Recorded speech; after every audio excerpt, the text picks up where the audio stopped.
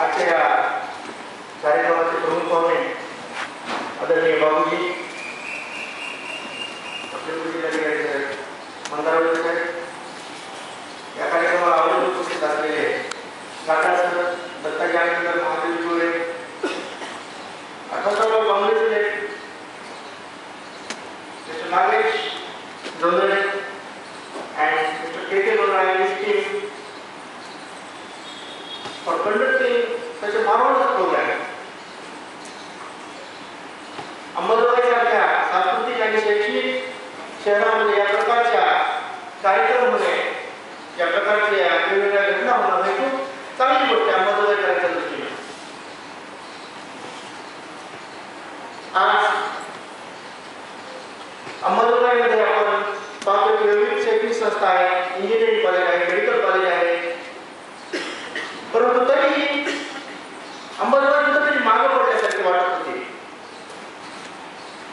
मी नागेश जोंधळे यांचं आवर्जून हार्दिक अभिनंदन करत की त्यांनी करिअर मार्गदर्शन आणि मुलांना काय करायचं, 10वी नंतर 12वी नंतर कोणत्या वाटा वळायच्या हे सांगण्यासाठी, तसंच माणसाचं व्यक्तिमत्व हे माणसाच्या भावी जीवनामध्ये कशा प्रकारे उपयोगी ठरू शकतं यासाठी माझ्याकडे परवा दिवशी आले म्हणजे डॉक्टर साहेब तुमचं एक व्याख्यान आम्हाला पाहिजे या गोष्टीवर. मी म्हटलं ठीक आहे. मला हे माझं भाषण सुरू करण्यापूर्वी एक कविता म्हणून दाखवायची. आयुष्य म्हणजे कटकट, जगण्यासाठी रोज कामाच्या ओझ्याखाली मरावं लागतं.